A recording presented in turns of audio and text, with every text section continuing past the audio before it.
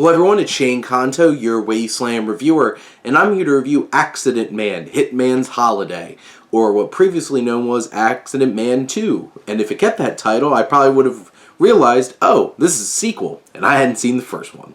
But watching this film, this is directed by the Kirby brothers and stars Scott Adkins, who, to those who are in the know, and pay attention to like VOD action movies, Scott Adkins is quite the talented action star, and he has a lot of personality, has a lot of fun to be had. But like big movies, I feel like the only one that I really recognize him from is the fact that he was Jean-Claude Van Damme's right-hand man in Expendables 2, and he's like the one that goes toe-to-toe with Jason Statham.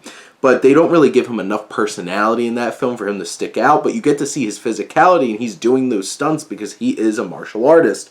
And the Accident Man, who is now disowned in England after killing a bunch of his former business mates, and Big Ray, his old mentor, who he's now estranged from, played by Ray Stevenson, who has a lot of fun in this film, and I really enjoy Ray Stevenson. Scott Adkins as Mike Fallon, our accident man, who's a hitman who sets up accidents, and people are like, don't think two things of it. That person just happened to die. But he is so charismatic in this role, and he has a lot of fun, and you really connect to his two friends, played by Perry Benson, who's Finicky Fred, who's kind of like his tech guy, and then he hired a young woman, Wang Xiuling, played by Sarah Chung, to come in occasionally and beat the crap out of him so that he can improve his martial arts.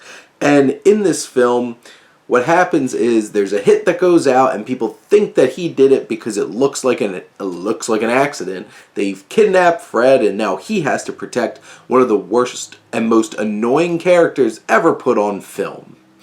That's one of the biggest drawbacks for this film. Like, I get it, he's supposed to be annoying, but like this performance is terrible, this accent is terrible, and this is just so hard to sit through this guy being on screen. It's so annoying. But when you see Atkins just going to town doing action sequences, this film's great. The choreography, the action, how they shot it, has a lot of personality. This is a really entertaining action film. And those things really work, and it actually has a decent comedic edge to it too. Like, you have Atkins, who has a lot of charisma, and he's fast-talking and can throw barbs around, and you have Ray Stevenson, and then you have this crazy collection of weird hitmen, including a crazy clown with like the same power as the guy from World Is Not Enough. He can't feel pain.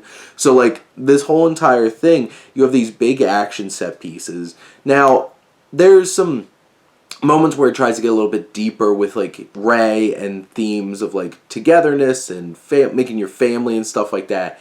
I don't know if this film really hit those scenes out of the park, but these actors are charismatic enough, especially Atkins and Chang and Stevenson, that you have a lot of fun watching this film, and you could just, if you could stomach through the horrible piece of crap that he's supposed to be protecting. But the action is great. This has a brisk pace. It does, for the most part, it does have some moments where it's like, there's one big action set piece that lasts a long time and is a surprisingly large chunk of this movie. But it's fun. It's engaging, and it has some great action with it. So if you really enjoy a great action comedy where it's really big on action, go check this out. And I'm going to have to go check out The Accident Man as well. But those are my thoughts on the Accident Man, Hitman's Holiday. Let me know what you think, and let's talk some movies. But thank you as always for tuning in and supporting your Wasteland reviewer.